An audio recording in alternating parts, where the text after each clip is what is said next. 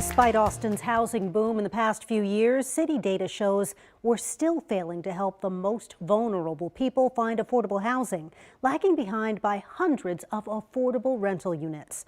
But online apartment listings show units are still available. Tonight, the KVUE defenders investigate the discrepancy. Here's investigative reporter Erica Proffer. And I'm trying my best to make it. Come on, Becco, get over there. Get on in there. Get in there. It may take a bit. First time. To catch a break. First time. A few tries. Oh. To move forward. He's going to get the 6th ball for you. But Tom Bauer knows persistence. So I was pulling my hair out. It took him months to find affordable housing.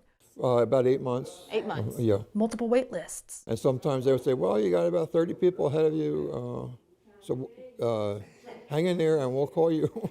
But some affordable housing websites paint a different picture. Dozens of units available for low-income families. And we wanted to know why.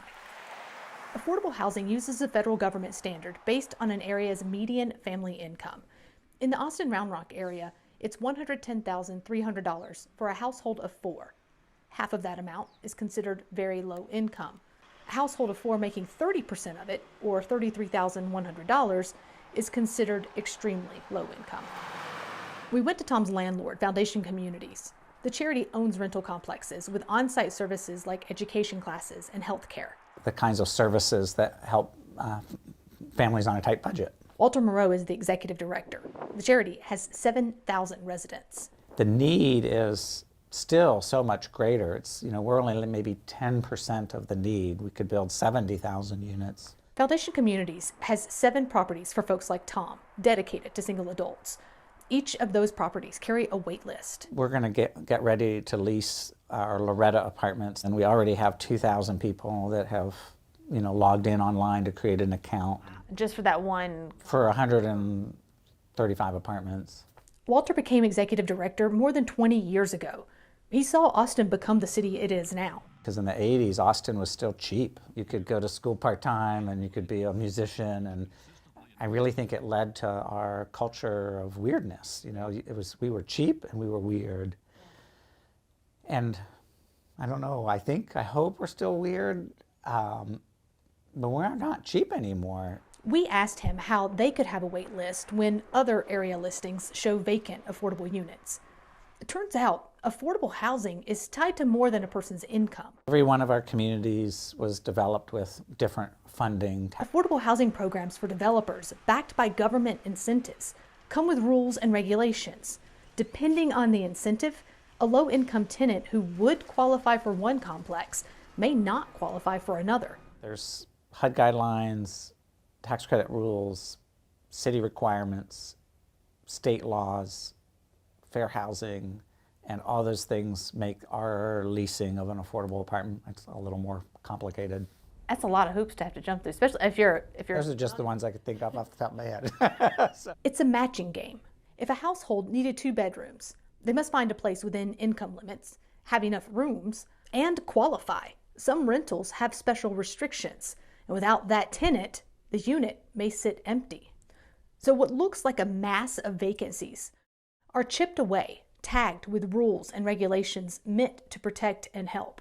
We're one piece of the housing ecosystem. Mike Gerber is president and CEO of the Housing Authority of the City of Austin. The agency administers the federal housing and urban development programs. Austin's Housing Authority has 18 public and subsidized housing properties throughout the city. It's more than 1,800 apartments, and residents pay about 30% of their household income as rent. Still a tremendous supply gap because there's so many people who've come to Austin. He says there's not enough federal money to build enough public housing here. Plus, by law, Austin's Housing Authority cannot build additional HUD-backed public housing. No net increase allowed since October 1st, 1999. So to help people find a unit that fits their needs, groups like the Housing Authority and Foundation Communities invest in their own properties, using a mix of public and private dollars. We need to dramatically increase the supply of affordable housing here in our city. The Housing Authority owns a subsidiary corporation called Austin Affordable Housing Corporation. All of them are affordable. Some have different affordability levels, and over time, as the market has moved away, we've held rents steady. The Austin Affordable Housing Corporation used federal, state, and local money to develop nearly 60 properties over the last decade. The corporation owns 35 of them. A partnership with private developers and foundations own the rest. The motto we have is, again, trying to find all types of housing for all types of people in all parts of our city. It's part of a broader system where we try to lift everybody up. We asked Mike about the affordable housing vacancies we found. He said not only are there not enough to match the household to the right unit, those who do meet federal income guidelines and any other restriction may not pass property owner screening, such as 2 months' worth of rent paid up front, a low credit score, or a rigid criminal background check.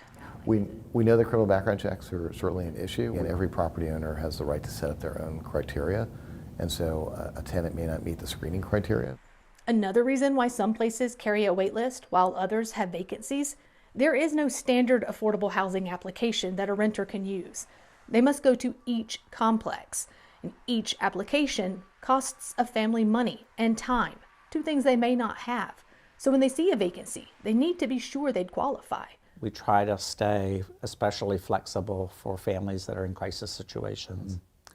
If a family's been homeless and we do a credit check, we expect there's going to be some marks on their record, and so we try to design criteria that are flexible. That's a really annoying little... Tom's sisters helped him call Foundation Communities for 8 months. Hello. Checking on the waiting lists, trying to lower living expenses so Tom could live.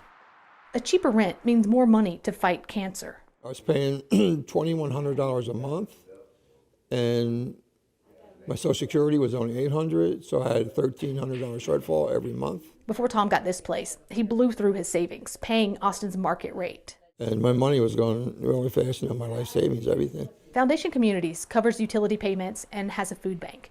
It leaves Tom with enough money at the end of the month to cover medical deductibles.